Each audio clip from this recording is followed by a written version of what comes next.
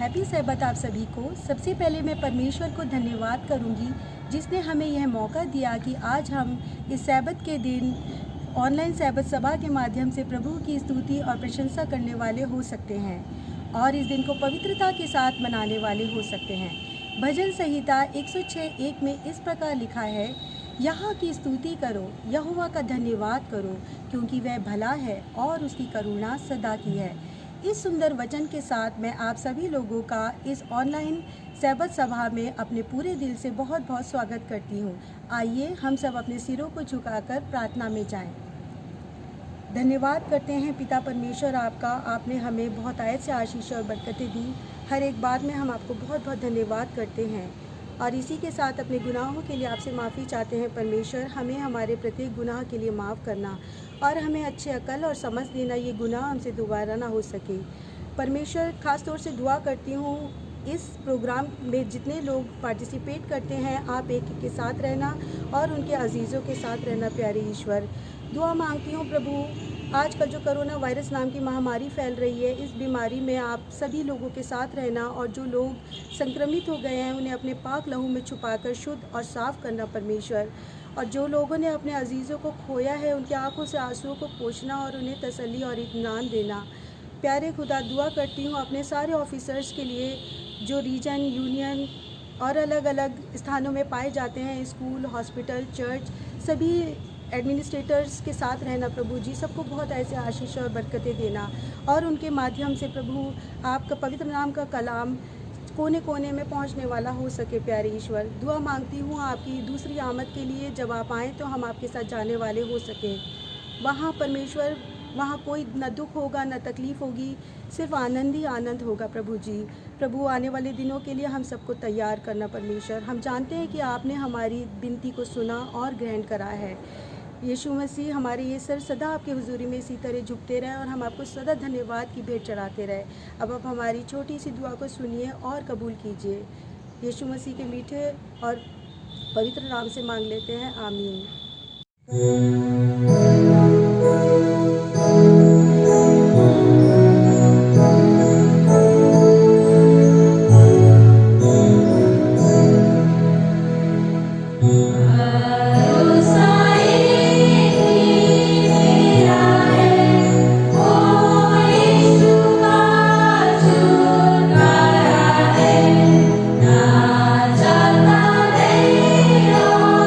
Isi pas, Yesu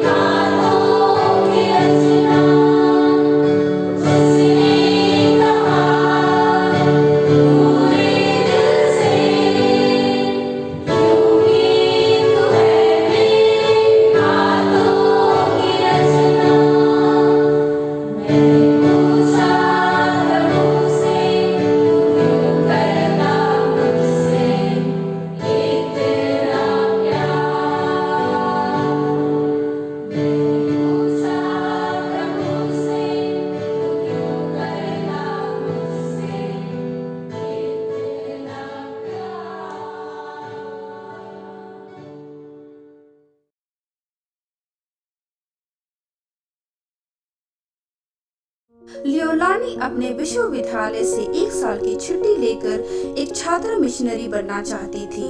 वह जानती थी कि वो चाहती है कि विदेश में सेवा करे, पर ईश्वर उसे कहाँ भेजेंगे नहीं जानती थी। वो एक ऐसा पद ढूंढ रही थी जहाँ वो उस देश में अंग्रेजी पढ़ा सके जिसके बारे में कभी सुना नहीं था। तो उसने ईश्वर से प्रार्थना की कि राह दिखाए, और अब वो यहाँ है और अपने फैसले से बहुत खुश है। लियोलानी काफी घबराई हुई थी जब उसका विमान अल्बानिया में उतरा, और अब 1 माह बाद उसने दोनों खुशियों और चुनौतियों को पाया एक एडवेंटिस्ट में सेवक बनकर। वह इस किंडरगार्टन में स्वयं सेविकाई का काम कर रही है, जो मानवीय संगठन आड्रा अल्बानिया और स्थानीय गिरजाघर के सहयोग से इस विश्वास के साथ शुरू किया गया कि समुदायों को शिक्षा में निवेश कराने से खुश और स्वस्थ बच्चे और परिवार समाज में मजबूती लाएंगे।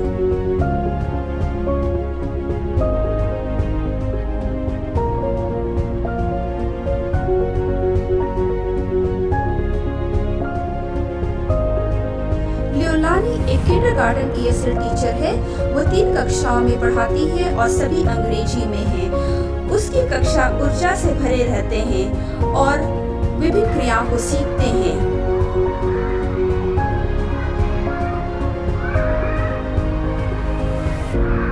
एक स्वयं सेवक बनना आसान नहीं है। लियोलानी को नई भाषा तथा संस्कृति सीखना पड़ा। जब वो अल्बानिया आई थी, उसे यहाँ की भाषा नहीं आती थी और सब उसके लिए अनुवाद करते थे। दूसरा चुनौती था अपने परिवार और दोस्तों से दूर रहना जो USA में रहते हैं। अकेलापन उसे परमेश्वर पर दृढ़ विश्वास रखना सिखाया। उसकी आत्मिक जीवन यकीनन मजबूत हो गई है और यहाँ 1 महीने रहकर, जैसे उसने अपेक्षा भी नहीं की थी, परमेश्वर उसके साथ हर दिन उपस्थित है।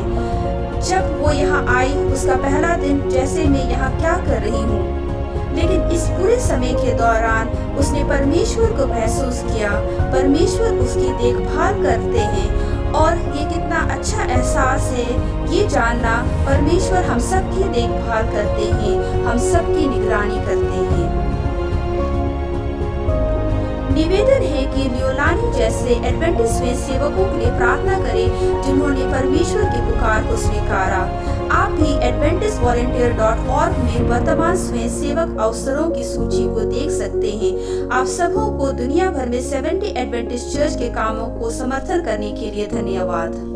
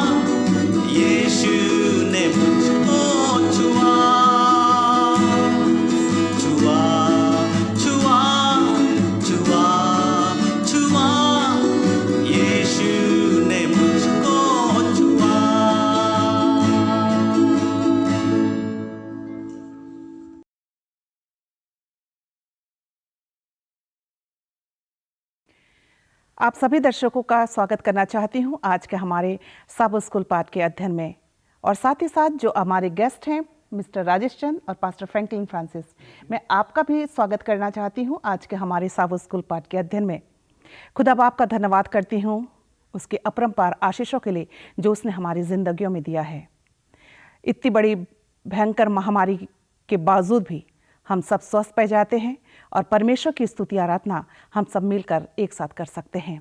इसलिए हमें हमेशा परमेश्वर को धन्यवाद देते रहना चाहिए और हमारे मुख से उसकी स्तुति होती रहना चाहिए। इससे पहले कि आज के हम सब स्कूल पाठ के अध्ययन में आगे बढ़ें, हम अपनी आंखों को बंद करें और परमेश्वर पिता को उसके आशीषों के लिए धन्यवाद दें और प्रार्थना करेंगे। रिक्वेस्ट करूंगी पास्टर फ्रैंकलिन से दुआ में हमारी अगुवाई करें। आइए प्रार्थना करें। सर्वशक्तिमान अनुग्रहकारी पिता परमेश्वर, एक बार फिर बड़ी ही नम्रता और दीनता के साथ हम आपकी उपस्थिति में आते हैं आज के पवित्र शब्द के लिए और आज की पवित्र संगति के लिए। प्रभु, हम आपका धन्यवाद देते हैं। ये समय है जबकि हम अपने अपने घरों में बैठकर प्रभु आपके सब स्कूल पाठ के अध्ययन को सुनते हैं। हम सब की मदद करें कि जो कुछ भी आज हम सुनते हैं उसको अपने जीवन में उतारने वाले बने। हम विशेष करके प्रार्थना करते हैं मिसेस एलिस के लिए, मिस्टर राजेश चंद के लिए और मैं अपने आप के लिए प्रभु, जबकि आज आपने हमें इस सब स्कूल पाठ को अध्ययन को अपने लोगों के साथ साझा करने के लिए चुना है। हमें ज्ञान, बुद्धि और समझ दे कि जो कुछ भी प्रभु हम बोलते हैं उन सब में प्रभु हम सिर्फ और सिर्फ आपकी मर्जी को पूरा करने वाले बन सकें। हम सबके साथ हो, हम सबके पाप और गुनाहों को प्रभु माफ़ करें। प्रभु यीशु मसीह के नाम से मांगते हैं, आमीन। जैसा कि हम सब जानते हैं कि हम 2020 के चौथे त्रिमास में हैं और ये त्रिमास हमारे इस साल का आखिरी त्रिमास है और हम इस पूरे त्रिमास में शिक्षा के ऊपर अध्ययन कर रहे हैं। आज पाठ 11 है और आज जिस विषय पर हम चर्चा करेंगे या सीखेंगे उसका शीर्षक है मसीही और काम। और याद वचन के लिए आप मेरे साथ अपनी बाइबल खोल सकते हैं। पहला कुरिन्थियों उसका 15वां अध्याय और उसका 58वां पद। पहला कुरिन्थियों उसका 15वां अध्याय और उसका 58वां पद, जहाँ इस प्रकार से लिखा है, हे मेरे प्रिय भाइयों, दृढ़ और अटल रहो और प्रभु के काम में सर्वदा बढ़ते जाओ, क्योंकि यह जानते हो कि तुम्हारा परिश्रम प्रभु में व्यर्थ नहीं है। प्रियो, जैसा कि हम सब जानते हैं कि परमेश्वर ने काम को स्थापित किया। पाप के पहले परमेश्वर ने आदम और हवा को आज्ञा दी थी कि वो बगीचे की, अदन की वाटिका की देखभाल करें, और आदम और हवा ने ये काम को किया। पाप के बाद भी काम होता रहा। आदम हवा ने काम किया, कैन हाबिल ने काम किया, और देखा जाए तो पाप के आने के बाद जो काम होता था, बाइबल के समय यहूदी लोग अपने बच्चों को एक खास प्रकार का व्यापार सिखाते थे, और जिन माता पिता ने अपने बच्चों को ये तालीम नहीं दी, इसका मतलब ये होता था कि वो अपने बच्चों को अपराध की ओर धकेल रहे हैं। प्रभु यीशु मसीह ने कई साल तक अपने पिता के साथ नासरत में एक बढ़ाई का काम किया। संत पौलुस प्रिस्किला और अक्विला के साथ 1.5 साल तक तंबू बनाने का काम किया। आज के इस सप्ताह में हम काम और मसीह शिक्षा के बारे में चर्चा करेंगे, और इस चर्चा को और अधिक बेहतर तरीके से समझने के लिए आइए हम अपने जो गेस्ट हैं मिस्टर राजेश चंद और पास्टर फ्रैंकलिन के पास चलते हैं। रविवार के पाठ जो कि काम के विभिन्न पहलू, जिसका शीर्षक है काम के विभिन्न पहलू, और इस शीर्षक को ध्यान पे रखते हुए मेरा एक सवाल है मिस्टर राजेश चंद से। राजेश सर, आप हमें बताइए कि काम की अहमियत को देखते हुए हम परमेश्वर के तरीके से काम कैसे कर सकते हैं। जैसा कि शीर्षक है इस पाठ का, मसीही और काम, और जो आज का रविवार का जो पाठ है उसका शीर्षक है काम के विभिन्न पहलू।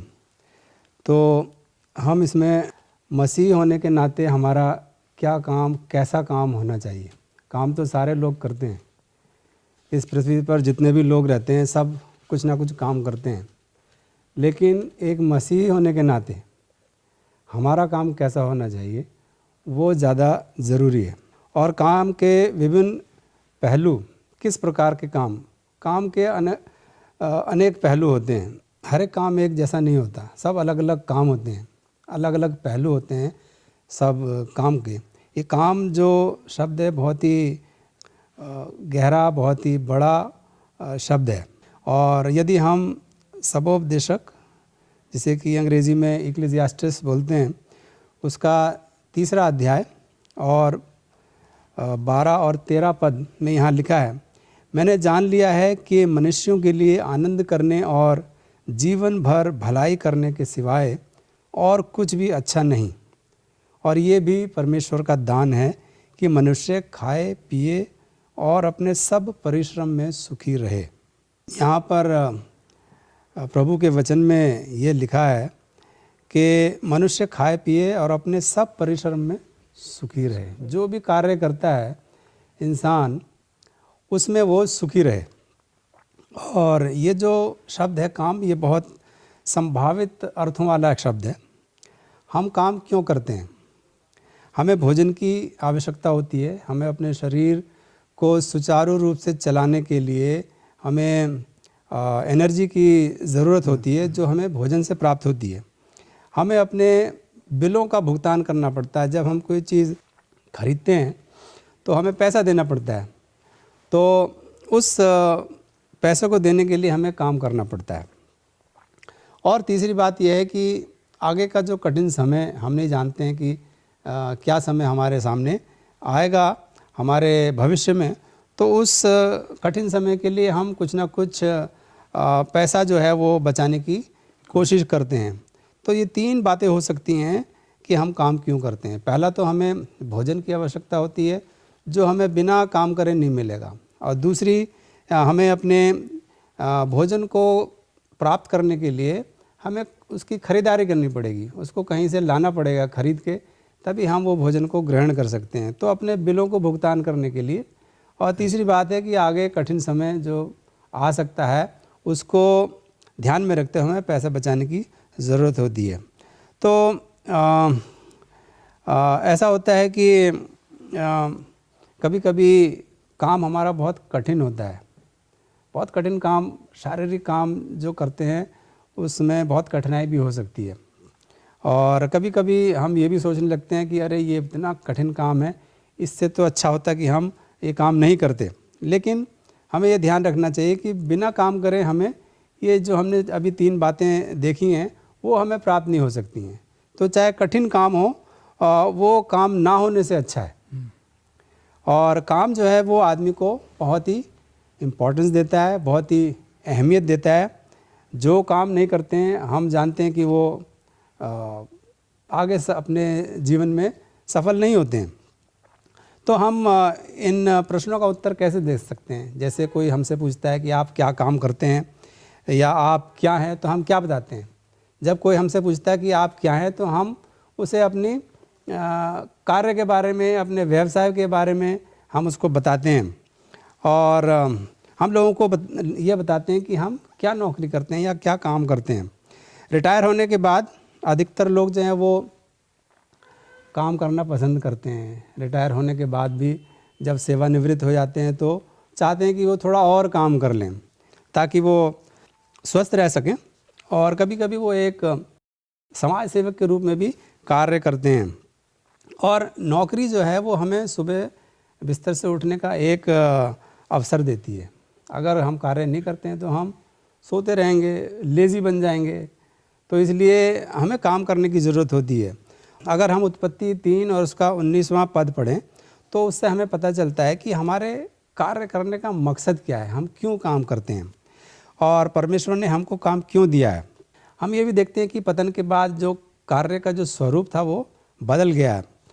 कुछ लोगों के लिए नौकरी का मतलब ये होता है कि बहुत कड़ी मेहनत करना, बहुत ही पसीना बहाना और अपने हाथों से कार्य करना।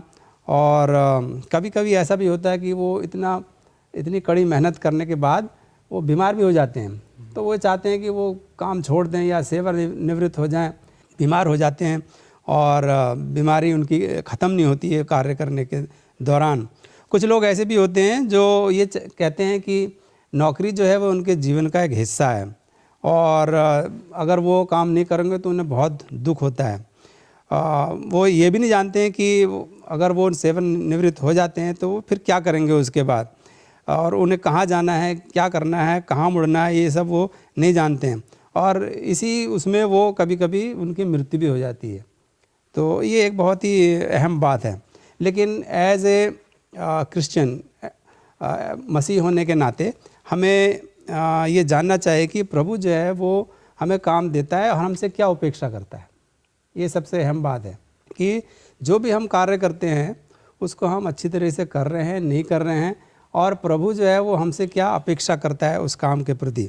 काम जो है वो एक ज़रिया है हमें परमेश्वर के पास लाने का और दूसरों लोगों के साथ मिलने का और दूसरे लोगों को बताने का एक ज़रिया है।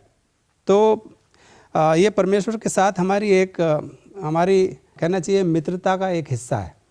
कार्य जो है वो परमेश्वर के साथ मित्रता का एक हिस्सा है। जैसे कि हम देखते हैं कि एक शिक्षक जो होता है वो क्या करता है, शिक्षक जो होता है वो अपने विद्यार्थी को, अपने स्टूडेंट को उसके जो कौशल हैं, जो उसके उपहार जो परमेश्वर ने दिए हैं उसको खोजने में उसकी मदद करता है ताकि वो परमेश्वर के लिए उन उपहारों का, उन कौशल का, उन प्रतिभाओं का वो परमेश्वर के लिए इस्तेमाल कर पाए। धन्यवाद देना चाहती हूँ मिस्टर राजेश आपके अच्छे विचारों के लिए। आपने अपने विचारों के द्वारा आज हमें बताया कि हमें काम किस टाइप का काम करना चाहिए। आइए हम सोमवार के पाठ पे चलेंगे और सोमवार के पाठ का शीर्षक है काम और बढ़ोतरी। और सोमवार के पाठ को ध्यान पे रखते हुए पास्टर फ्रैंकलिन, मैं आपसे जानना चाहती हूँ कि आपका काम दूसरों के लिए आशीर्वाद कैसे हो सकता है? बहुत ही अच्छा प्रश्न है और इसी पर आधारित जो है वो मिस्टर राजेश चंद ने तो बहुत सारी बातें हमारे साथ जो है वो साझा कर ली है। हम जो है वो काम और उसकी बेहतरी या बढ़ोतरी के बारे में जो है वो बात कर रहे हैं। और जैसे कि अभी हमने सुना है, आपने भी बताया और मिस्टर राजेश चंद ने भी बताया, परमेश्वर ने जो है वो पाप से पहले भी काम दिया और पाप के बाद भी जो है वो काम जो है वो चलता रहा। अन्य अन्य प्रकार के लोगों ने जो है वो काम किया और हम यहाँ पर देखते हैं कि काम अलग अलग प्रकार के हो सकते हैं। हर एक व्यक्ति जो है वो काम करता है, चाहे वो शारीरिक परिश्रम करे ना करे, अगर वो खाली भी बैठा है तब भी वो अपने सोच विचारों के द्वारा क्या कर रहा है, वो काम कर रहा है। पर सवाल ये उठता है कि काम के द्वारा जो है हमें क्या मिलता है। और अगर हम यहाँ पर देखें, जो व्यक्ति काम करता है सबसे पहली बात तो क्या है कि वो खुश नज़र आता है और उसके साथ ही साथ वो स्वस्थ रहता है। उसके बाद वो उसका व्यक्तित्व भी जो है उसमें भी निखार आता है, वो सुंदर जो है वो दिखाई देता है। हर एक व्यक्ति को कोई न कोई काम जो है वो दिया गया, हर एक व्यक्ति के पास कोई न कोई जो है वो हुनर है और वो परमेश्वर के द्वारा एक आशीष के तौर पर, आशीर्वाद के तौर पर क्या किया गया है, वो दिया गया। अब सवाल ये उठता है कि जो कुछ भी काम हम और आप करते हैं, क्या वो काम को हम ईमानदारी से, वफादारी से, निष्ठा से, मेहनत से, लगन से कर रहे हैं या नहीं कर रहे हैं। हम सब ने पेंडुलम देखा है। पुराने ज़माने में हमने बड़ी बड़ी घड़ियां देखी हैं और उसमें एक पेंडुलम हुआ करता था और वो पेंडुलम का काम इधर से इधर, इधर से इधर आना जाना हुआ करता था। पर हम देखते हैं कि उसका निष्कर्ष जो है वो कुछ नहीं निकलता है।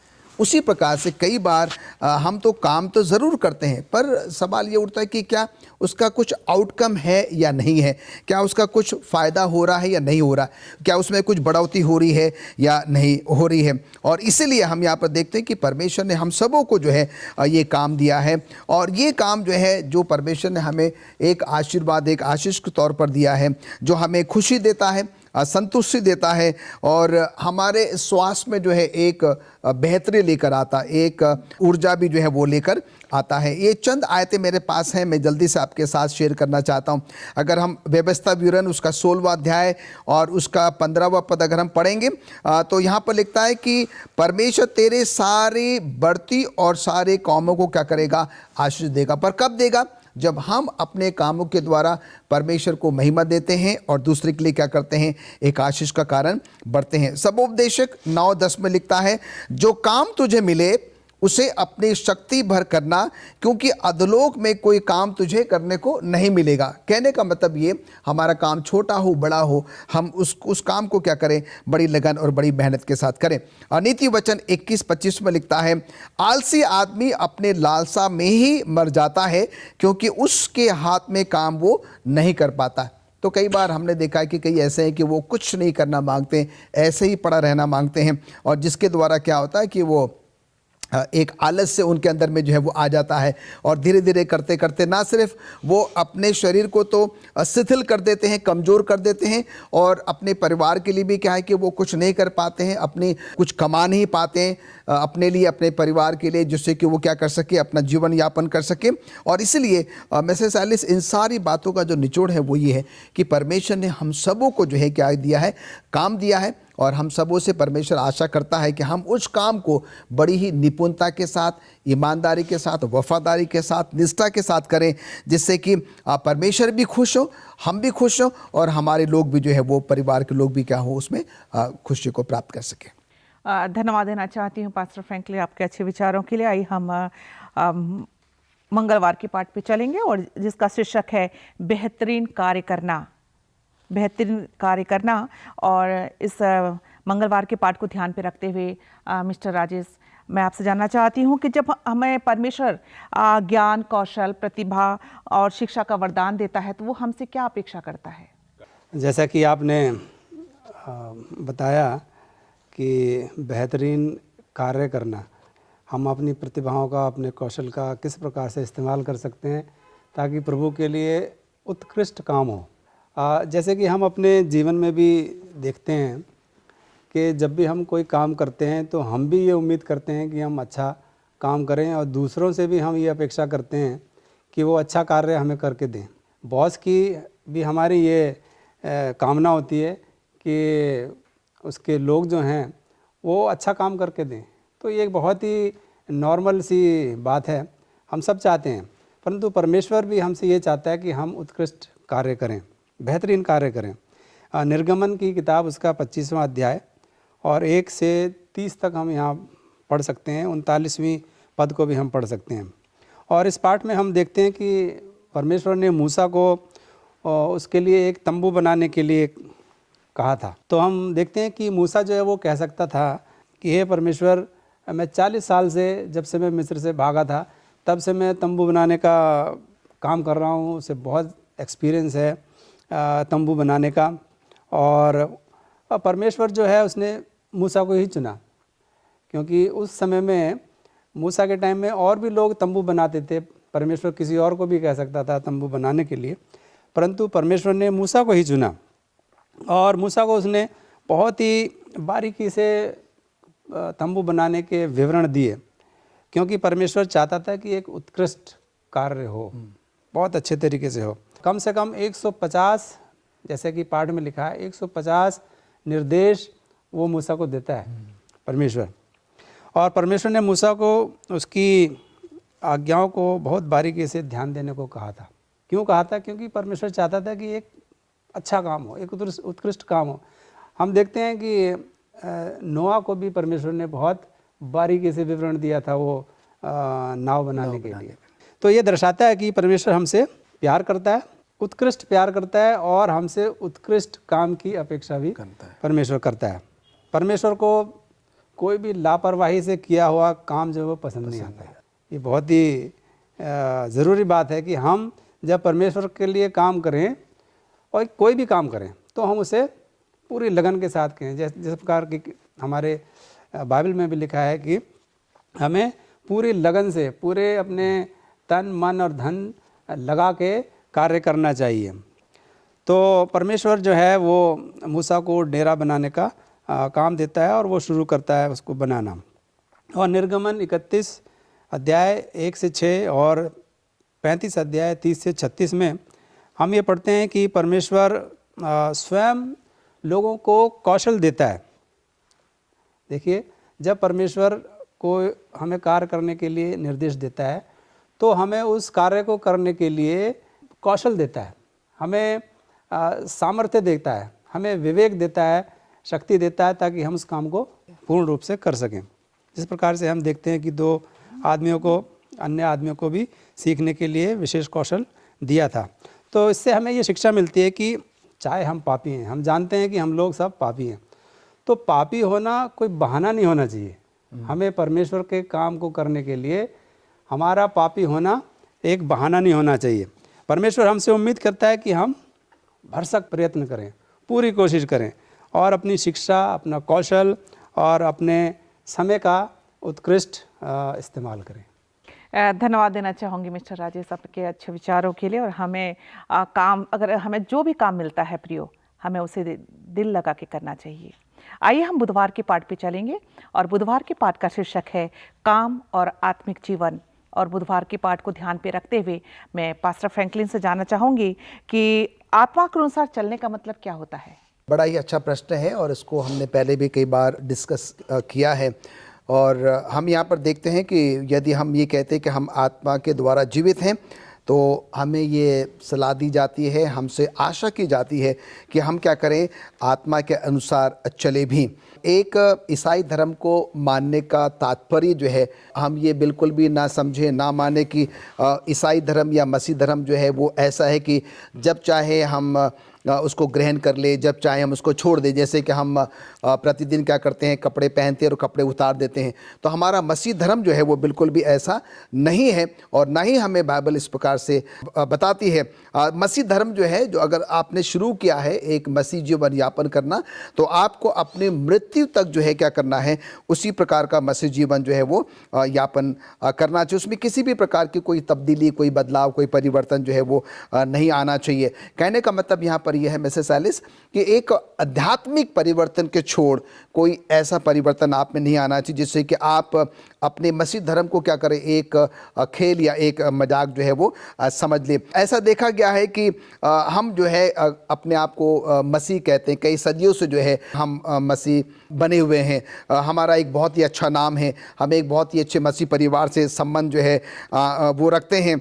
और पर अगर हमारे कामों को अगर हम देखें तो हमारे काम बिल्कुल भी जो है वो विपरीत है। हम अपने उस नाम को लेकर, उस परिवार को लेकर कई बार बड़ा गर्व तो महसूस करते हैं, पर हम यहाँ पर देखते हैं कि बड़ी दुख की बात है कि हमारे काम जो है हमारे नामों से बिल्कुल भी जो है वो विपरीत रहते हैं। अगर हम अपने आप को कहते हैं कि हम आत्मा में जीवन व्यतीत करते हैं या कर रहे हैं, तो हमें अपने जीवनों के द्वारा कुछ ऐसा दिखाना भी है जिससे कि ये लोगों को प्रतीत हो, लोगों को पता लगे कि सचमुच में हम जो है एक आत्मा में जीवन व्यतीत कर रहे हैं। और इसके लिए जो है बड़ी ही एक आम आयत है जो कि गलतियों 5 उसका 22 से लेकर 25वीं आयत तक, ये हमारे लिए बहुत ही हमको बहुतों को तो मुखाग्र भी है। यहाँ पर आत्मा के फल हैं, आत्मा के जो 9 फल हैं उनके बारे में जो है वो दिया गया है। यहाँ पर लिखता है कि पर आत्मा का फल प्रेम, आनंद, शांति, धीरज, कृपा, भलाई, विश्वास, नम्रता और संयम है। और ये भी कहता है कि ऐसे ऐसे कामों के विरोध में कोई भी व्यवस्था नहीं है। तो हम यहाँ पर देखते हैं कि ये जो 9 फल है, अगर मैं ये कहता हूँ कि मैं मसीह हूँ और अगर मेरे अंदर में जो है ये 9 फल नहीं है, तो फिर मेरा मसीह जीवन तो जो है वो बिल्कुल भी व्यर्थ है। चाहे मैं कितना अच्छा से अच्छा मेरा नाम क्यों ना हो, एक मसीह परिवार से मैं संबंध क्यों ना रखता हूँ, वो सारी चीज़ें तो आपकी हैं, पर हमारे अंदर में जो है वो ये 9 फल होने जो है वो सख्त ज़रूरी है। और इसके लिए हम कहता है कि देखो, अगर हमारे अंदर में ये, तो इसमें विरोध में कोई भी व्यवस्था नहीं है। कहने का मतलब ये फिर आपको व्यवस्था की कोई ज़रूरत भी जो है वो नहीं है। पर यहाँ पर 25वां पद लिखता है, अगर हम आत्मा के द्वारा जीवित हैं तो हमें आत्मा के अनुसार चलना भी है। और इसलिए मिसेस एलिस, आपके माध्यम से मैं तमाम दर्शकों को, और ये हम सबों के लिए है, जब हम काम की बात करते हैं, आत्मिक जीवन की बात करते हैं, तो आइए हम और आपके अंदर में जो है वो 9 फल जो कि परमेश्वर के वचन में गलतियों 5 उसके 22 से लेकर 25वीं आयत में दिए गए हैं, आइए हम उसको अपने जीवन में उतारने की कोशिश करें।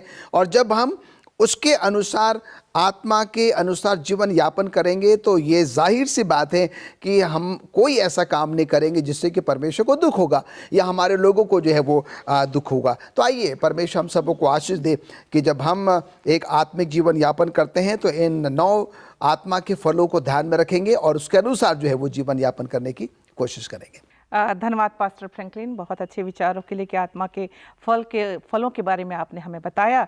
और आइए हम बृहस्पतिवार के पाठ पे चलेंगे और बहुत ही अच्छा आज बृहस्पतिवार का शीर्षक है कि परमेश्वर द्वारा दी गई प्रत्येक चीज़ की देखभाल करना। आइए इस बात को ध्यान पे रखते हुए मिस्टर राजेश चंद के पास चलेंगे। और मिस्टर राजेश, आपसे हम जानना चाहते हैं, आप अपने विचारों को आज हमारे दर्शकों के साथ साझा करें कि क्या हम अपने आध्यात्मिक जीवन को अपने जीवन के दूसरे हिस्सों से अलग करके परमेश्वर के लिए उत्कृष्ट कार्य कर सकते हैं?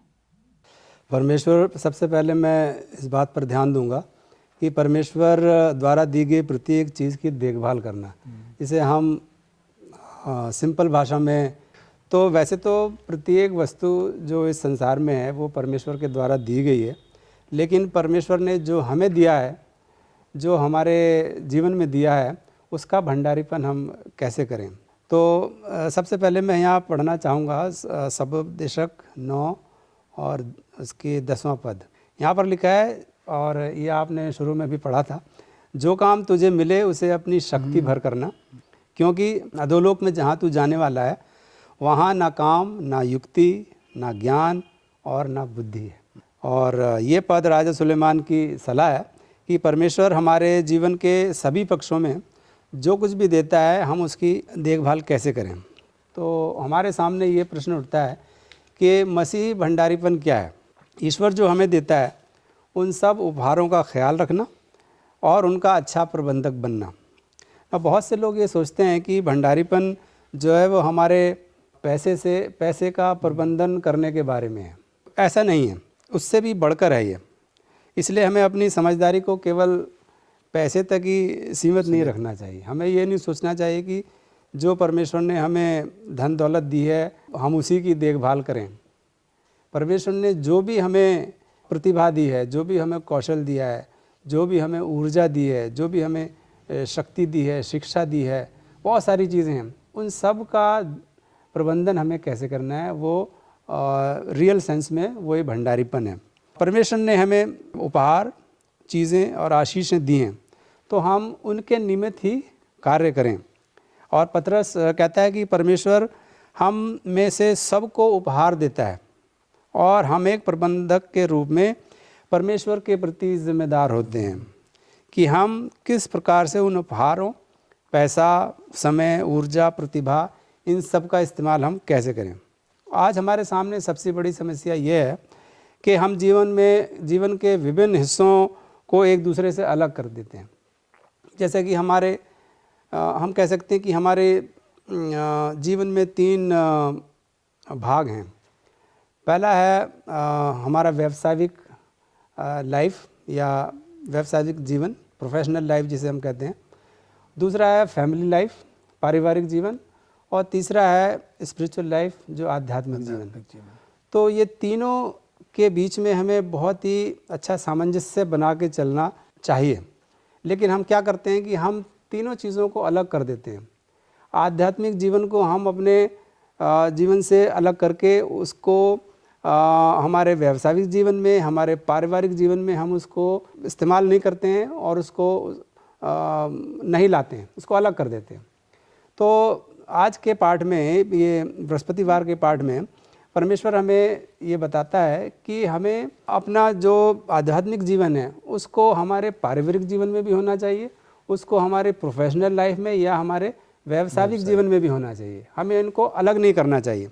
यदि हम इनको अलग करते हैं तो हम प्रभु के लिए उत्कृष्ट कार्य नहीं कर सकते, क्योंकि जब हम अपने व्यावसायिक जीवन में प्रभु को नहीं लाएंगे तो हम प्रभु के लिए काम कैसे करेंगे। हमें ये देखना है कि हम अपने आध्यात्मिक जीवन को पूरी तरीके से अपने जीवन में उसको इस्तेमाल करें, उसको फॉलो करें।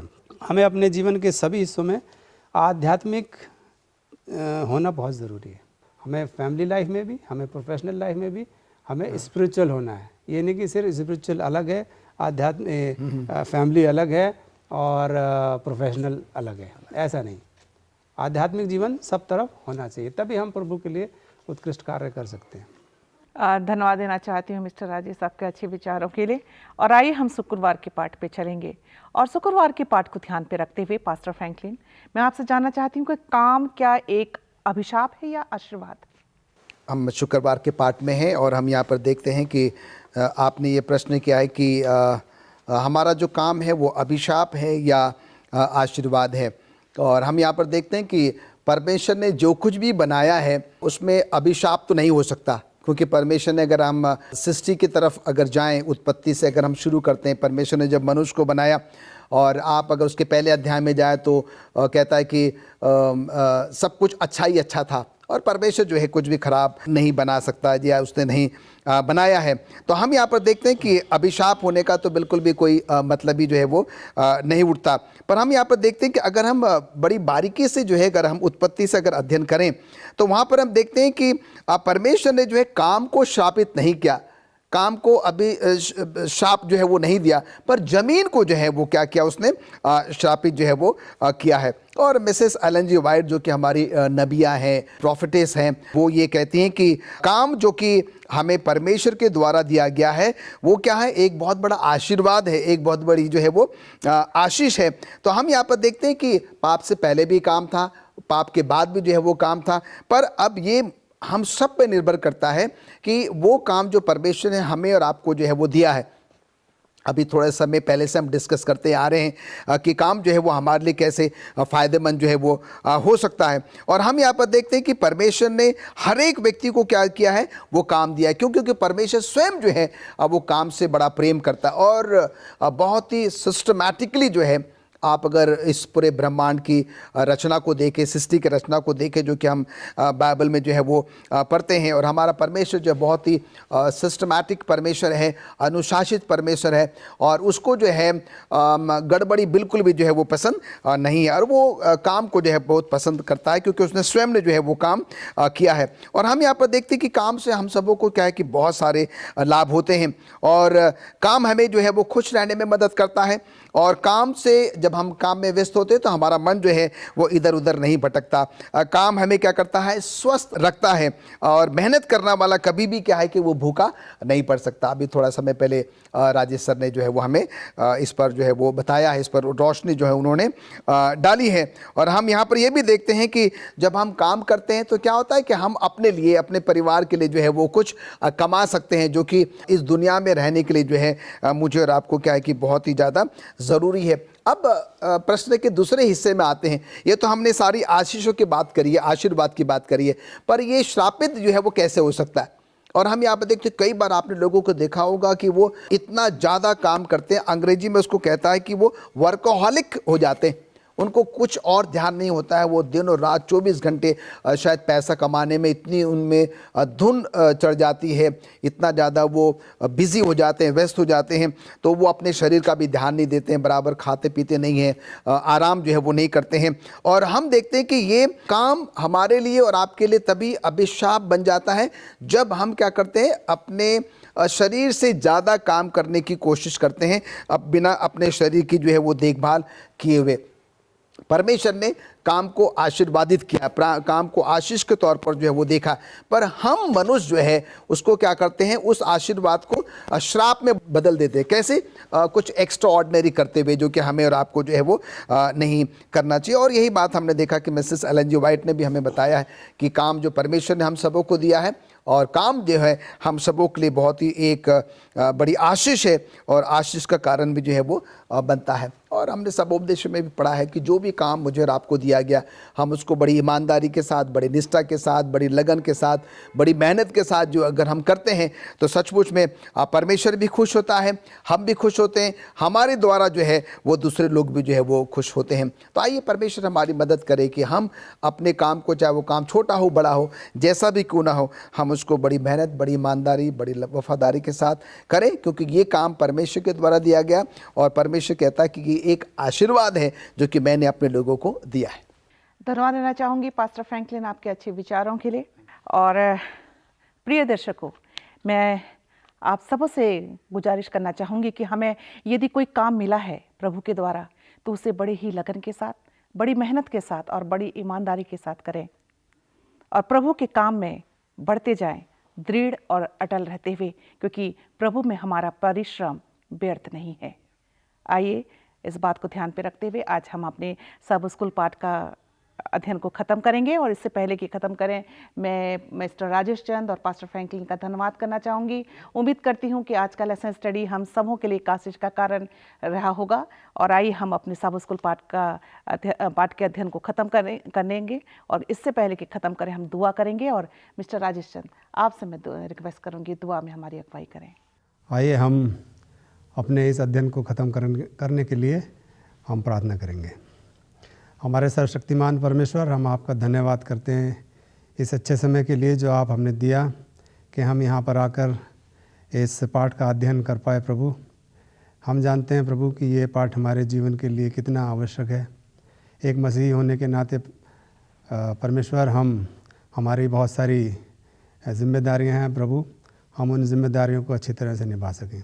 आज के पाठ के अध्ययन के लिए हम आपका धन्यवाद करते हैं प्रभु, और जितने भी श्रोतागण हमारे इस कार्यक्रम को देख रहे हैं और सुन रहे हैं प्रभु, हम उनके लिए भी प्रार्थना करते हैं कि आप उन्हें बहुतायत से आशीष दें, ताकि आज के पाठ से जो उन्हें शिक्षा मिली है वो अपने जीवन में उसको ग्रहण कर सकें। प्रभु, हम जानते हैं कि आपका आना बहुत निकट है और हम सब अपने आप को आपके सुपुर्द करते हैं, और हम आपसे प्रार्थना करते हैं प्रभु कि आप हमें बुद्धि, समझ और ज्ञान दें, ताकि हम अपने मसीह जीवन को एक अच्छा मसीह जीवन बना पाएँ। प्रभु, हम सारे श्रोताओं के लिए और जितने भी पार्टिसिपेंट आज के प्रोग्राम के रहे हैं प्रभु, उन सब के लिए हम आपसे प्रार्थना करते हैं कि आप सबको बहुत आज से आशीष दें।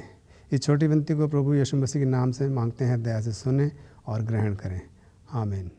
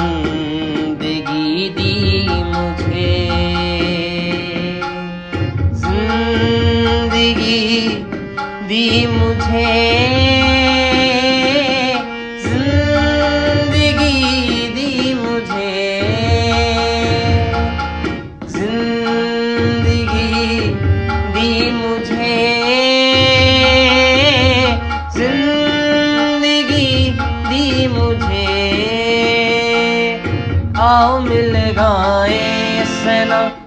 मिल गाए सना, आओ मिल गाए सना, आओ मिल गाए सना, आओ मिल गाए सना, आओ मिल गाए सना, आओ मिल गाए सना, आओ मिल गाए सना। यीशु ने बंदगी दी मुझे, बंदगी दी मुझे, यीशु ने बंदगी दी मुझे, बंदगी दी मुझे, बंदगी दी मुझे, बंदगी दी मुझे, बंदगी दी मुझे, बंदगी दी मुझे। आओ मिल गाए सना, आओ मिल गाए सना, आओ मिल गाए सना, आओ मिल गाए सना, आओ मिल गाए सना, आओ मिल गाए सना, आओ मिल गाए सना, आओ मिल गाए सना। यीशु ने ताज़गी दी मुझे, ताज़गी दी मुझे, यीशु ने ताज़गी दी मुझे, ताज़गी दी मुझे, ताज़गी दी मुझे, ताज़गी दी मुझे, ताज़गी दी मुझे,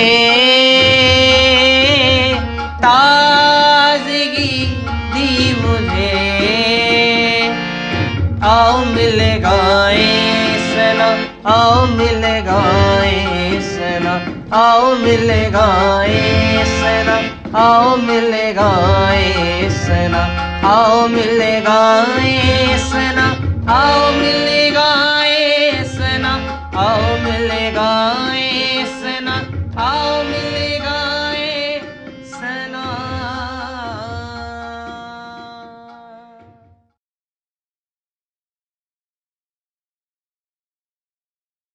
हैप्पी सैबथ।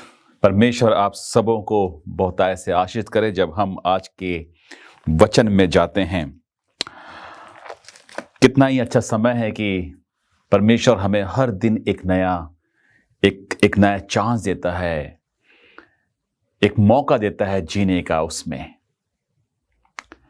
आज मैं चाहता हूं कि हम इस बात को समझेंगे कि हम परमेश्वर को कैसे खुश रख सकते हैं।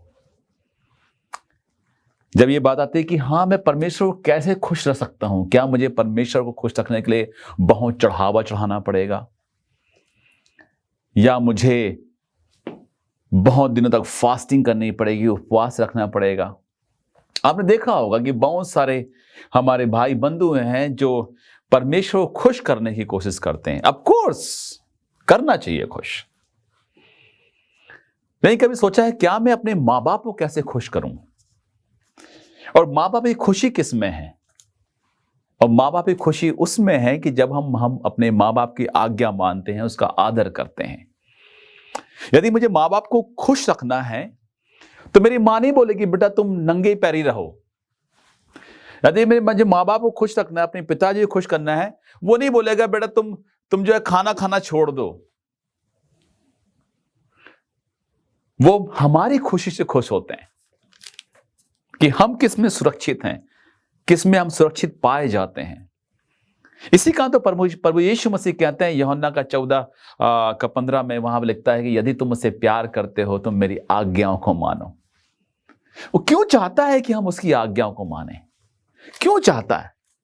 क्या इसलिए कि वो परमेश्वर है, कहता मेरी आज्ञाओं को मानो? नहीं, तो अगर तुम प्यार करते हो, वो हमसे प्यार करता है और उसको मालूम है कि यदि ये इसमें चलेंगे, जो कदम परमेश्वर ने मेरे और आपके लिए ठहराए हैं उसमें हम चलेंगे, तो हम सुरक्षित हैं।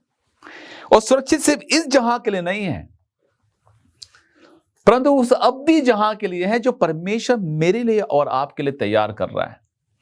वो कहता है कि तुम्हारा मन व्याकुल ना हो, तुम्हारा मन व्याकुल ना हो। जिस प्रकार से तुम परमेश्वर विश्वास करते हो, मुझ पे विश्वास करो। मैं तुम्हारे लिए जगह तैयार करने जा रहा हूं। मैं क्या करने जा रहा हूं? जगह तैयार करने जा रहा हूं। जब भी मैं इस वचन को पढ़ता हूं यूहन्ना 14वां अध्याय में, मैं बड़ा खुश हो जाता हूं। आपको मालूम है क्यों खुश हो जाता हूं? और आप भी जब आप मेरी उस सोच से उस किताब को पढ़ेंगे, आपको बड़ी प्रसन्नता होगी। क्योंकि इस जहां में अब वो शांति आपको नहीं मिल सकती, चाहे आप कहीं पर भी चले जाएं। ये संसार अब खात्मे पर है। और आपने इस कोविड के दौर में बहुत सारे प्रचार सुने होंगे और सुनते ही चले जा रहे हैं कि बस अब समय आ गया है, बस अब समय आ गया है। कई बार कई प्रचार जो हैं वो हमारे अंदर भय पैदा कर देते हैं कि अब क्या होगा, दुनिया का अंत होगा। हां, क्योंकि संसार हमारा घर नहीं है, हमें यहां से कूच करना है। और इसीलिए वो प्रॉमिस कर रहे हैं कि मैं तुम्हें लेने आ रहा हूं, मैं तुम्हें लेने आ रहा हूं। और कहां के लिए? उस जगह में जहां पर भय नहीं होगा, जहां मैं और आप एक साथ रह सकेंगे। कैसे हम उसे खुश करें? यदि आप देखें उत्पत्ति की पुस्तक में, जब हवा और आदम एंड हवा एक साथ रहते थे, वो बहुत ही अच्छे से, जब परमेश्वर उनको हर संध्या में मिलने आते हैं, क्या ही खूबसूरत वो लम्हा होता होगा जब वो परमेश्वर के साथ अपने क्षणों को गुजारते थे। वो उनको हिम्मत मिलती होगी और परमेश्वर ने उनको हर चीज दे दी प्रभुता करने के लिए। लेकिन क्या हुआ उसके बाद क्या हुआ? आप सब जानते हैं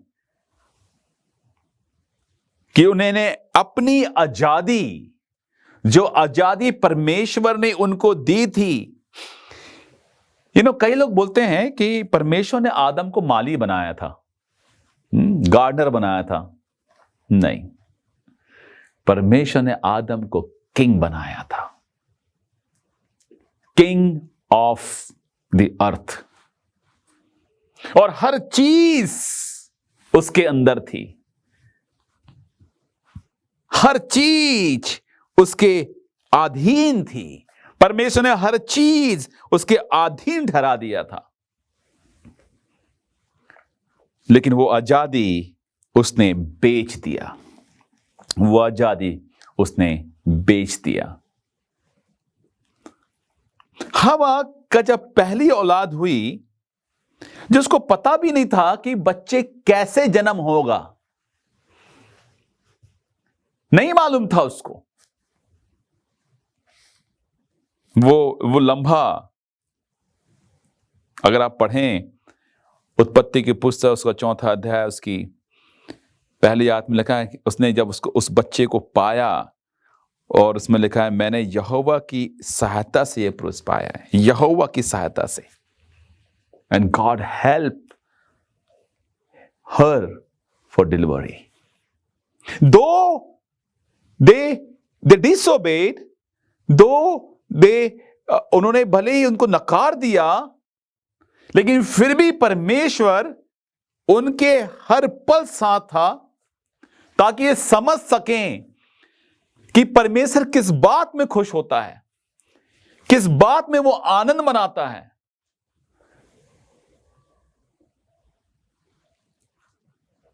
और आप उसके बाद देखें स्टोरी, जब कैन बड़ा हुआ, बचपन से वो सीख रहा था अपने मां बाप के साथ ही कैसे, क्या चीज हमें बलिदान चढ़ाना है, किस चीज का बलिदान जो है वो भाता है, किस चीज का बलिदान जो है जरूरी है पाप के लिए। और जब एक उम्र आई और जब उनको मौका मिला, कैन तो बड़ा होकर बहुत अच्छा किसान बन गया, और दूसरा भाई हाबिल जब इस दुनिया में आया और बड़े होकर वो अच्छा शेपर्ड हुआ, चरवाहा हुआ। लेकिन जब जो सिस्टम था वो लगातार चला जा रहा था, और जब वो छोटे होंगे, मैं एज्यूम करता हूं कि वो देखते थे, अपने मम्मी पापा को देखते थे कि परमेश्वर के लिए वो क्या बलिदान चला रहे हैं, कौन सी पाप बलि चढ़ा रहे हैं, क्योंकि पाप के लिए उस मेमना का मरना जरूरी था। कहने सोचा नहीं, कोई बात नहीं, मैं अच्छी फसल हुई है वो चढ़ाऊंगा। यहां पर उसने सिर्फ अपनी समझ का सहारा लिया। ये बहुत ही लंबी इसकी स्टोरी है और बहुत कुछ समझ, मैं इतना ही समझाना चाह रहा हूं, इतना ही बताना चाह रहा हूं यहां से, इसकी कहानी से, कि वी शुड नो कि हम क्या करें, सो अ गॉड इज, वो खुश हो जाए, उसको हम खुश कर सकें। और उसकी खुशी किस में है? हमारी खुशी में है। इसी कारण बाइबल में लिखता है कि तू अपनी समझ का सहारा मत ले। सोलोमन कहता है तू अपनी समझ का सहारा मत ले, लेकिन इसने अपनी समझ का सहारा लिया और परमेश्वर की उस खुशियों को उसने खो दिया। God have never accepted his sacrifice. This means God is not happy with him. So in this world when we are here, क्या खुदा हमसे चाहता है? अगर आपके पास बाइबल है मेरे साथ निकालें, कुलुस्सियों की पुस्तक उसका 1 अध्याय और 10वीं पद अगर हम वहां साथ में पढ़ेंगे, लिखता है ताकि तुम्हारा चाल चलन प्रभु के योग्य हो और सब प्रकार के प्रसन्न हो और तुम में हर प्रकार के भले कामों का फल लगे और तुम परमेश्वर की पहचान में बढ़ते जाओ। किसकी पहचान में बढ़ते जाओ? परमेश्वर की पहचान में बढ़ते जाओ। ये वचन जो है ये आज के लिए है, मेरे और आपके लिए है। दो ये सिर्फ एक ही वचन है, कुलुस्सियों उसका 1 अध्याय उसकी 10वीं आयत, लेकिन इसमें 3 बड़ी बातें निकल के आती है। एक फार्मूला है इसके अंदर, एक सूत्र दिया हुआ है कि कैसे हम परमेश्वर को आनंद दे सकते हैं, किस तरीके से हम रहें ताकि परमेश्वर हमसे खुश रहे, क्योंकि परमेश्वर हमारे साथ रहना चाहता है और वो हमारे द्वारा खुश होना चाहता है। चलिए इसको अब बहुत ध्यान से पढ़ेंगे। नंबर 1, ये जैसा मैंने कहा कि सूत्र है, इसमें 3 बड़े फार्मूले दिए हुए हैं। पहला फार्मूला जो है उसकी पहली लाइन में है, that might walk worthy of the Lord, that might walk worthy of the Lord unto all pleasing. Walking, 1 का 10 में लिखता है walking. This is a very important कि हम कैसी चाल चल रहे हैं। Though we are doing lots of study, theology, prophecy, कि when Jesus coming, कब आ रहा है, कैसे आएगा, किस तरीके से आएगा, that's all important to study, no doubt about it. But अगर हम ये स्टडी ही करें लेकिन इस बात को नहीं समझे कि हमें उसके साथ भी जाना है, एंड दिस नथिंग हैपन, जब तक उसमें चलेंगे नहीं हम, तो walking is very much important कि हम कैसे चल रहे हैं, you know, and that's why, इसीलिए परमेश्वर ने नहीं कहा कि तुम जाके मेंबर बनाओ, उसने कहा जाके चेले बनाओ, डिसाइपल। कि डिसाइपल का जो पहला और सबसे महत्वपूर्ण कैरेक्टरिस्टिक है वो ये है कि डिसाइपल जो होते हैं वो इमिटेट करते हैं अपने मास्टर को। So as the Lord walk, he say you also walk, and that's, इसी कारण से हम उसको क्या कर सकते हैं, हम उनको खुश कर सकते हैं। Walking is very important. कुलुस्सियों का 2:6 में भी 6 और 7 में लिखा कि जैसे कि तुमने प्रभु यीशु को प्रभु करके मान लिया है उसी में चलते जाओ। मान लेना अलग चीज है लेकिन चलना अलग चीज है। चलना ही दिखाता है कि आपका क्या एक्शन है, क्या आप लगातार हैं उसी में। कई बार ऐसा होता है कि वे हम वचन पढ़ते हैं या वचन सुनते हैं एंड वी एक्साइटेड, बहुत एक्साइट हो जाते हैं। अभी 1 तारीख आने वाला है और बहुत सारे रेजोल्यूशन तैयार होंगे, बट वो रेजोल्यूशन कब तक हैं? 15 तारीख मोस्ट टू मोस्ट, 1 महीना, और वो सारे रेजोल्यूशन जो है वो खत्म हो जाते हैं। So that's the very important part कि we always we have to check how we are walking, हमारी ट्रैक कहां पर है। यदि मेरे मुंबई जाना है मुझे, तो मैं चेन्नई की ट्रैक में नहीं जा सकता, तो मुझे बार बार सोचना है कि मुझे जाना कहां है, किस जगह में जाना है, मेरी मंजिल क्या है, क्या मैं सीधे जगह में चल रहा हूं, मेरी वॉकिंग सही है कि मेरी वॉकिंग सही नहीं है, और मैं चले जा रहा हूं, मेरी मंजिल जो है वो मुझे नहीं आ रही है। तो हमें इस बात को समझना बहुत जरूरी है कि क्या चीजें इन्वॉल्व है उस वॉकिंग में। सबसे पहला जो इन्वॉल्व है, every day we have to assessment कि मैं सही रास्ते में हूं या नहीं हूं, if I am in the right path और not. If not we have to turn back, we have to turn back. Let me tell you story of Peter. Peter, पतरस जो था, बहुत ही ज्यादा उत्सुक रहने वाला, उत्सुकता वाला इंसान था। उम्र में भी ज्यादा था, जल्दी क्रोधित हो जाता था और भावुक भी बहुत था। परमेश्वर ने पूछा तुम मुझसे प्यार करता है? हां प्रभु मैं तुझसे प्यार करता हूं। इवन एक बार क्या था कि जब प्रभु कहते कि नहीं तुम मुझे धोखा 3 बार जो है ठुकराएगा, बोल कैसे हो सकता है ऐसा, कैसे हो सकता है ऐसा। अभी तक सिर्फ वो प्रभु के साथ था लेकिन प्रभु के साथ चलना नहीं सीखा था। प्रभु ने कहा 3 बार मुर्गा बांग देने से पहले 3 बार तू मुकरेगा, और वो ऐसे ही हुआ। लेकिन उसके बाद जब वो बात पूरी हो गई, बांग दिया मुर्गे ने, उसके पहले ही 3 बार जो है वो प्रभु को ठुकरा चुका था। And then what happened, he repent that I am wrong.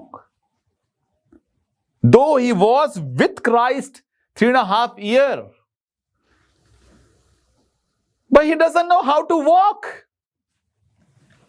And that's happened. इसी कारण ऐसा हुआ कि वो गिर गया, और जब वो गिर गया उसने पछतावा किया कि Lord I am wrong, I was wrong, मैं गलत था, भले ही मैं तेरे साथ था लेकिन फिर भी मैं गलत था, मैं समझ ही नहीं पाया।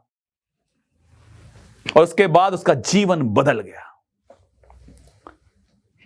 लाइफ है चेंज्ड। बहुत सारे लोग, हम लोग, दो we think that we are walking with God, we think that we are Sabbath keeper, we think that we are praying, we think that we are reading Bible, but it's still somewhere in our heart, कहीं ना कहीं अभी भी जरूरत है कि हम उसको रेक्टिफाई करें और बार बार सोचें कि सचमुच में मैं परमेश्वर के साथ चल रहा हूं या नहीं चल रहा हूं। And when Peter started to walk with God, you know what happened? आप जानते हैं क्या हुआ उसके बाद? Everything changed. Everything changed. Became powerful disciple of Jesus Christ, and that's Jesus want in this last days. यही प्रभु यीशु मसीह इस आखिरी दिनों में चाहते हैं कि हम उनके अच्छे डिसाइपल हो जाएं, अच्छे डिसाइपल हो जाएं। मेरे अजीजों, let's see how we are walking, कैसे हम चल रहे हैं। परमेश्वर हमें न्योता दे रहा है चलने का, साथ में चलने का। You know the story of Jonah. और Jonah, I love you so much Jonah, I want to use you, I want you to be my partner Jonah. मैं चाहता हूं कि तुम मेरे पार्टनर बन जाओ Jonah. Let's see go, let's go to the Nineveh. I love these people and they're going to die. I don't want that die.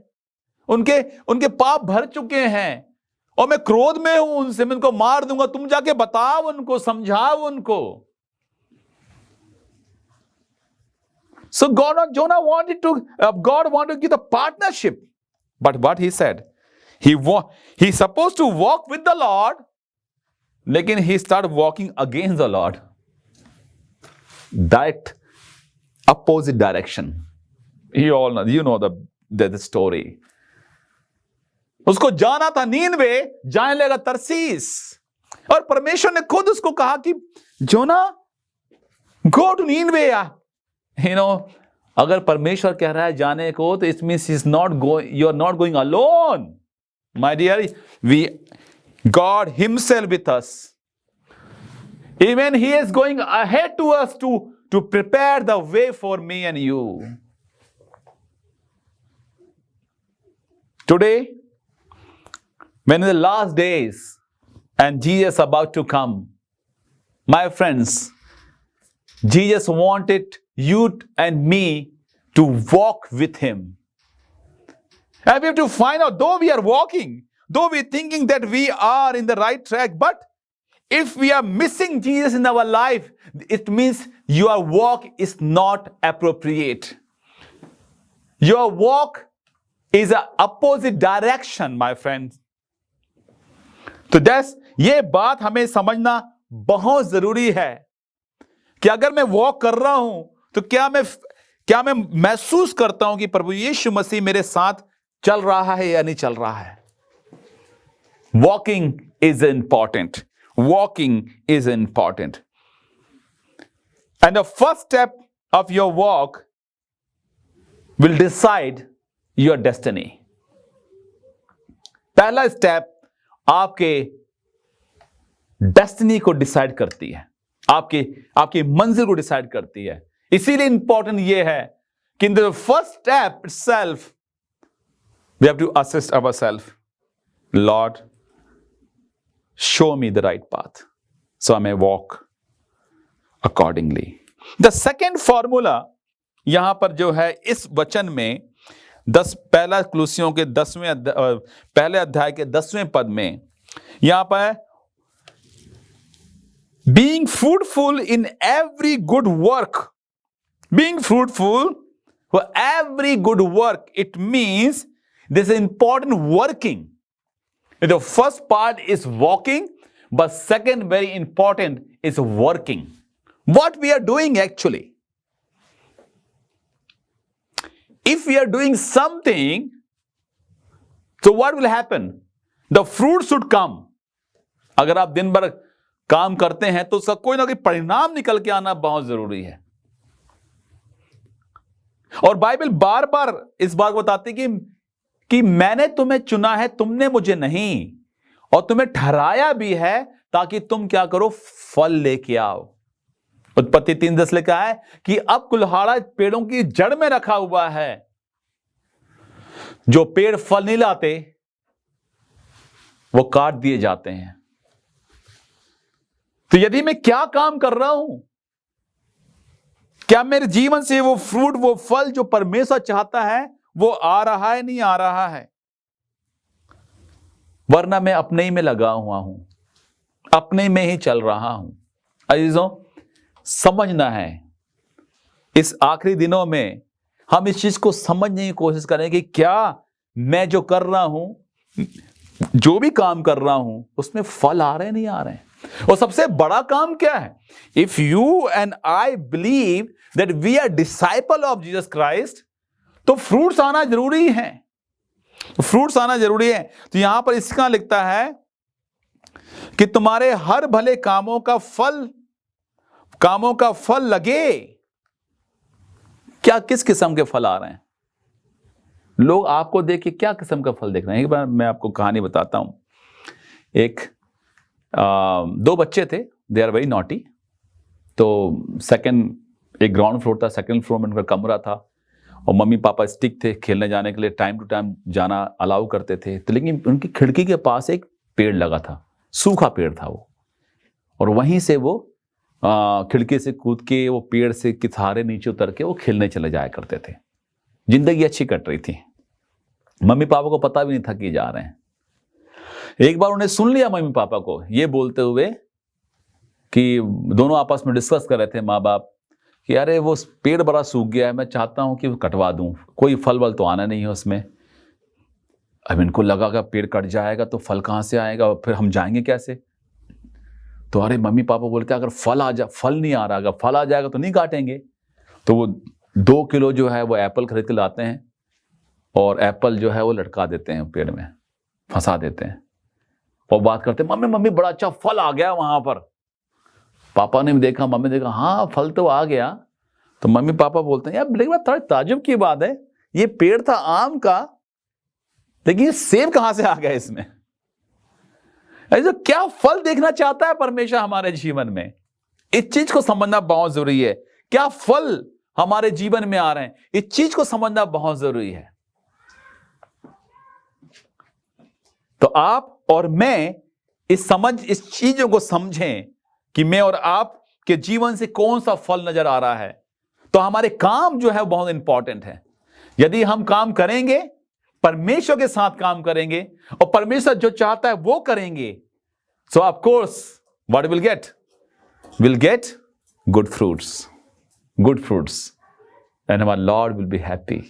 हमारे परमेश्वर जो है खुश होंगे. The last part I just want you to tell you in this passage, कुलुस्सियों chapter 1 verses 10. The last part से तुम परमेश्वर की पहचान में बढ़ते जाओ. It says in English, and increasing in the knowledge of God. And actually knowledge of God, in other word we can say wisdom. Increase in this wisdom. You know, इस दुनिया में हम जमाने का नॉलेज ले लें, हर चीज का नॉलेज ले लें, लेकिन अगर परमेश्वर को जान नहीं पाए तो बहुत मुश्किल है. इसी कारण कहता है जॉन उसका 17:3 में कि उस अद्वैत परमेश्वर अर्थात यीशु को जान ले. क्या मैंने और आपने यीशु मसीह को जान लिया है?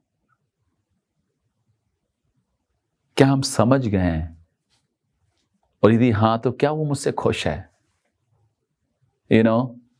Now there's people using lots of CCTV or CC cameras to watch people live or to watch कि कहीं चोर ना आ जाए, कहीं कौन आ रहा है, कौन जा रहा है. You know, God eyes is more powerful than all the cameras. And He watching us, what we are doing, how we are walking, how we are working, and we are increasing of His knowledge or not. So how we can increase, how can we develop, कैसे हम बढ़ेंगे परमेश्वर के ज्ञान बुद्धि में? That's the key point. How much time we are spending with Him? That's the important. How much time we are wrestling with His Word of God? That's the important point. We cannot walk without knowing Him. We cannot work without an experience of His presence in my life. We cannot walk, we cannot work. So the last point is more important than everything. We cannot, हम लोग walk नहीं कर सकते जब तक हम उसको समझेंगे नहीं, और अगर हम समझेंगे नहीं तो हमारी उनके साथ मोहब्बत नहीं होगी. मेरी और मार्था को आपने देखा जब यीशु मसीह बैतनी में थे.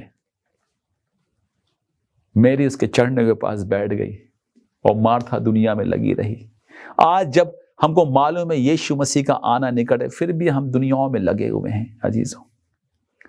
और मुझे और आपको जरूरत है इस समय में कि let's expand time in his feet.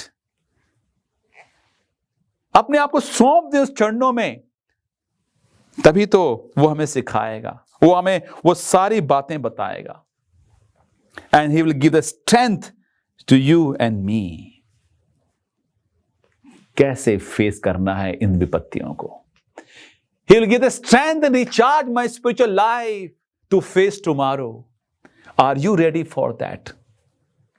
So 3 important what we have learned, the formula to please Him. The number 1 is walking. Number 2 is working. Number 3 is wisdom. And wisdom comes when we spend time with Him. Let's spare time. Every morning, Jesus is calling you and me. Every morning, the Bible is calling, oh, Mr. So-and-so, come. Have spend time with me. Remember, अगर आप देखें प्रभु यीशु मसीह आपके पास है, आपने बोल तो दिया है, Jesus Christ is the captain of my home, my house.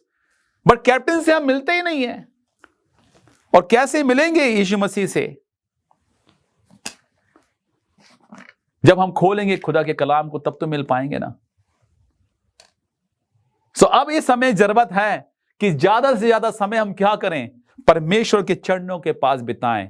और बाइबल के हिसाब से उसके चरण जो हैं, जब हम जैसे बाइबल खोलते हैं हम समझते हैं कि हम उसके चरणों के पास हैं. और ये बाइबल सुबह और शाम पुकारती है मुझे और आपको. Let's spend time with Him to get the more wisdom and knowledge about God. Then we have more strength and hope that Jesus is coming soon. Then we get a more faith and hope that कि वो मेरे लिए बहुत बड़ी जगह तैयार करने जा रहा है. और जब वो आएगा मैं और आप उसके साथ हो लेंगे. क्या आप तैयार हैं उसके साथ वॉक करने के लिए? क्या आप तैयार हैं? जब हम उसके साथ वॉक करेंगे, then God bless me to lots of fruits, and then He will वो हम उसके ज्ञान में बढ़ते चले जाएंगे. और वही जो विजडम है हमें बचाएगा, वही बताएगा कि रास्ता सही नहीं है, ये रास्ता गलत है, ये रास्ता सही है. And He will send His angel to show the right path. The power of the Holy Spirit will lead me and you to walk accordingly, according to word of God. May God bless you when we walk, when we work, and we spend time with God. प्रभु आप सबको आशीष दे. आइए हम दुआ करें. स्वर्गीय ईश्वर, हम अपने जीवन को आपके हाथ में सौंपते हैं. प्रभु हमारे साथ हो जब हम आप में चलते हैं। पवित्र आत्मा की सामर्थ दे जब हम आपके कार्य करते हैं, और होने दे खुदावन पवित्र आत्मा की सामर्थ से हम ज़्यादा समय तेरे चरणों के पास बिता सकें। प्रभु यीशु मसीह के नाम से मांगते हैं, आमीन। प्रभु आप सबको आशीष दे।